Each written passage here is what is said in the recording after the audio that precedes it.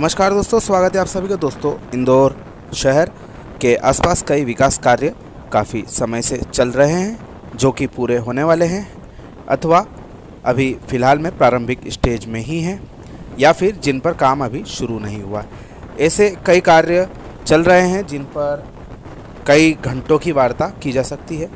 कुछ महत्वपूर्ण प्रोजेक्ट जैसे कि इंदौर मेट्रो, काफ़ी अच्छा कार्य इसमें चल रहा है। वहीं इंदौर का नया स्टेशन कुमेडी में बनाने संबंधी प्रस्ताव फिर से एक बार गर्त में जा चुका है। इस पर आने वाले समय में चर्चा की जा सकती है।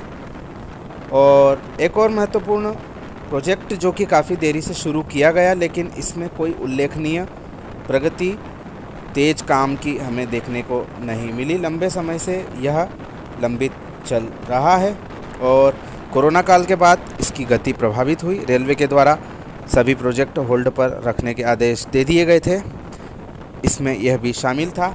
बजट अलॉटमेंट इसकी एक प्रमुख समस्या रही। राजनीतिक हस्तियों के द्वारा हस्तक्षेप के बाद इसमें बजट अलॉटमेंट हुआ और अब जाकर इस कार्य में अच्छी गति देखने को मिल रही है। हम बात कर रहे हैं 79 यानी कि 79 किलोमीटर लंबाई के उज्जैन देवास इंदौर दोहरीकरण के बारे में, जिसका कि उज्जैन से लगा के कड़छा के करीब 16 किलोमीटर सेक्शन का कार्य वर्ष 2021 में पूरा हो चुका था तथा उसके बाद कड़छा से लगा के बिंजाना स्टेशन तक का सेक्शन दिसंबर 2022 अंत तक पूरा करने का लक्ष्य रेलवे ने रखा था, लेकिन कार्य की स्थिति देखकर लगता नहीं है कि उस पीरियड में यह कार्य पूरा हो पाएगा।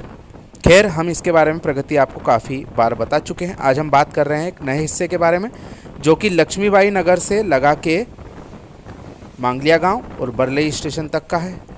लक्ष्मीबाई नगर स्टेशन के बाद इस तरह के स्ट्रक्चर आपको थोड़े बहुत हिस्से में मांगलिया गांव तक दिख जाते हैं, जिसमें कि एक पुल व पुलिया आदि के कार्य संबंधी यह स्ट्रक्चर हमें दिखते हैं। अर्थवर्क का यहाँ पर कोई नामो निशान ना तो मांगलिया गांव स्टेशन तक और ना मांगलिया गांव से बरलई के बीच में देखने को मिला था, लेकिन हाल ही में रेलवे ने इस क्षेत्र के लिए भी सरगर्मी दिखाते हुए कार्य की शुरुआत कर दी है, जो कि लक्ष्मीबाई नगर से मांगलिया गांव स्टेशन के बीच में कुछ हिस्से पर अर्थवर्क देखा जा रहा है। यह नया कार्य किया गया है।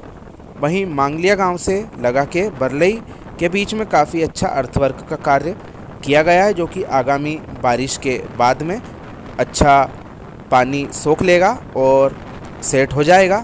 इसके बाद अगले वर्ष तक रेलवे ने इस पूरे प्रोजेक्ट को पूरा करने का लक्ष्य रखा है। तब तक हम मान सकते हैं कि इस सेक्शन में भी ट्रैक बिछा दिया जाएगा, क्योंकि पुल पुलिया संबंधी छोटे मोटे कार्य काफ़ी पहले ही जो कॉन्ट्रैक्टर था उसके द्वारा किए गए थे, लेकिन वे बीच में अधूरे छोड़ दिए गए थे। इसको देखते हुए पश्चिम रेलवे के द्वारा 2 बार इस हिस्से के टेंडर निकाले जा चुके हैं। पहला टेंडर निकला था मार्च महीने में, जो कि कैंसिल करके हाल ही में फिर से अभी वापस से टेंडर निकाला गया है, जिसकी जून महीने में अंतिम तारीख निर्धारित की गई है।